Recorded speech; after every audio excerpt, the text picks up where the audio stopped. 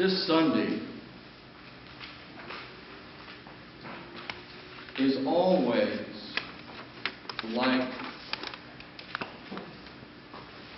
a roller coaster, an emotional roller coaster. Because we start out in this sort of all glory, laud, and honor sort of way. And rather quickly, we're at the place of a skull. We're at the crucifixion. We get this plane crash sort of feeling. Going along just fine. And then crash.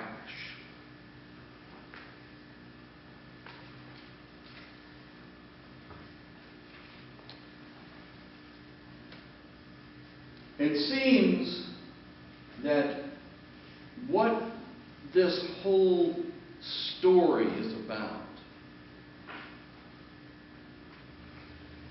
is such a struggle for us. There is this feeling of He's here. Finally. That sense that what Jesus is and says and does is the answer. It's the answer to the human condition.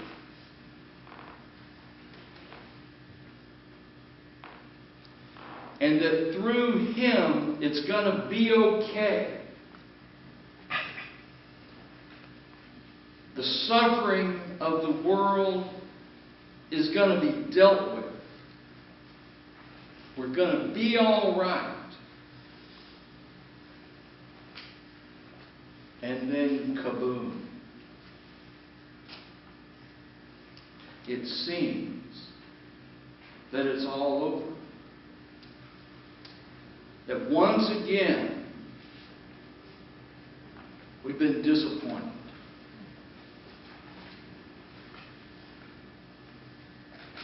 Who do you trust? What do you trust? Can you trust anything?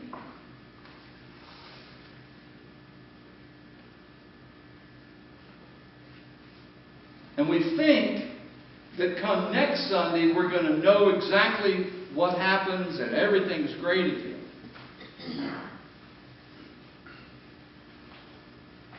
But my friends, what's great again is not that the world is fixed.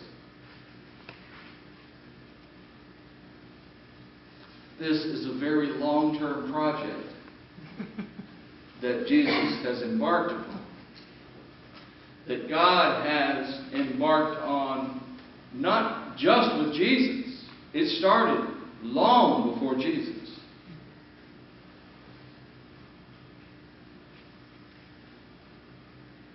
There is this creation process that's not just explained in a few chapters in Genesis. That's a creation myth that gets the ball rolling, you might say. But it's far from complete. Because what is being created is the reign of God. Not just this little planet with all its little inhabitants, but the reign of God, which is code for a world, a universe. Let's not worry about the other ones, okay? We've got enough problems. A world in which the top of the food chain, which is us, we think,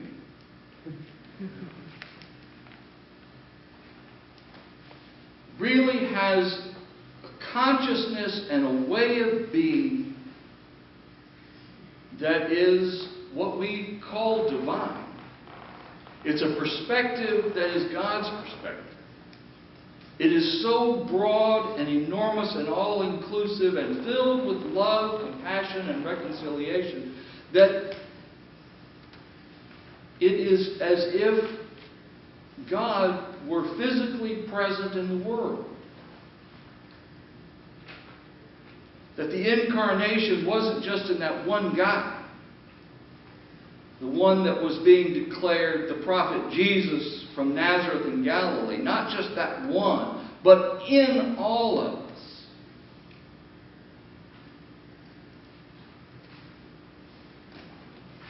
And that change requires,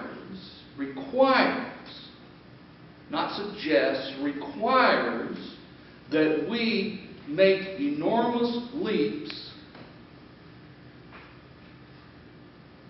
in the way we think, and the way we act, and the way we feel.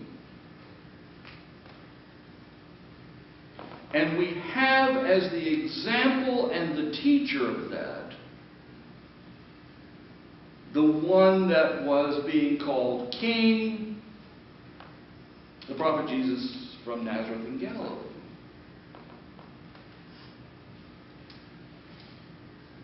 We see that self-giving love as the cornerstone of this new consciousness, this new way of being.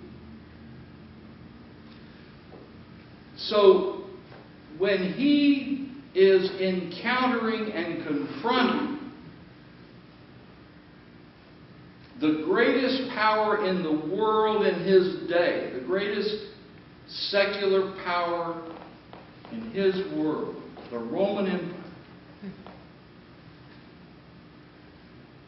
how does he go about it? Does he raise a massive army?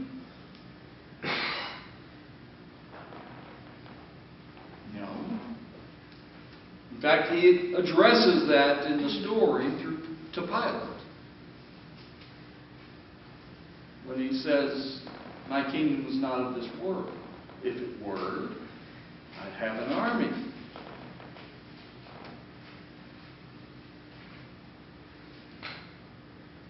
He goes up against those powers. And Rome was just symbolic of something. He goes against that, what you might call imperial thinking in all of us. He never squared off screaming at Pilate or the collaborating Sanhedrin and high priests. He asked God to forgive them for what they were doing. It seems crazy because we know that if you want to get something done, you square off and you push. And you push hard if you need to. And you gather people together and you get angry. Because we know that that anger is invigorating and gives us energy. And we build up larger and larger groups until finally we crush the other side, whether it's in an election, or it's in some sort of uprising, or it's in some sort of preemptive strike. But we have winners and we have losers. And we know that the world does not tolerate losers. But we know what happens with losers. Losers stay angry. Look what happened after the Treaty of Versailles in Germany. After World War I gave rise to the Nazis. Because the losers to stay losers. Every time we have wars or mass movements, revolutions, civil wars that start out with and are based on anger, on the need for conquest, the need to win, we are sowing the seeds for the next conflict. And we see it over and over and over and over again. No movement, no war, any human activity that is based in anger and a need to win is ever successful in the long run.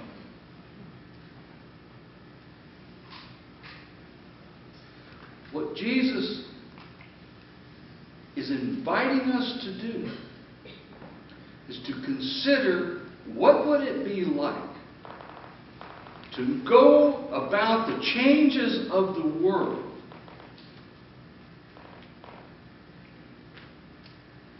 from love. Not from anger, not from the desire to win for the sake of winning, but for love.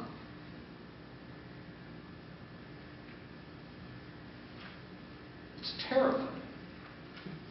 Because we've seen in almost every case, what happens is that the leader of that movement dies. Not naturally. You can look at Jesus, Gandhi, Martin Luther King Jr.,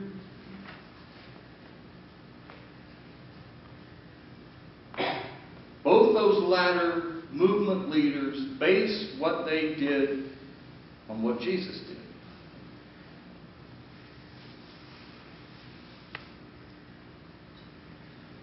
But if we are not willing to enter the path of suffering, then we should stop wearing our crosses.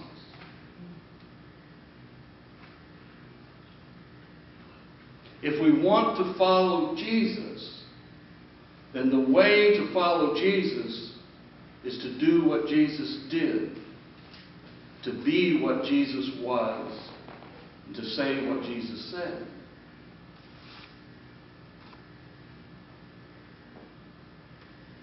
It is not just to crown him king and set up another imperial system just simply to replace the Roman Empire, or the British Empire, or the American Empire, or the Soviet Empire, or any other empire.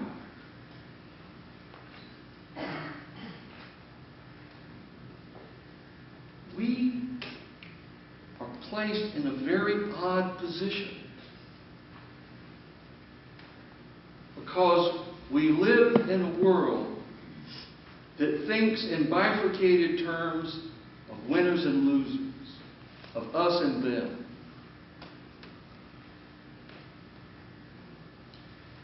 And Jesus is inviting us to see the world as one.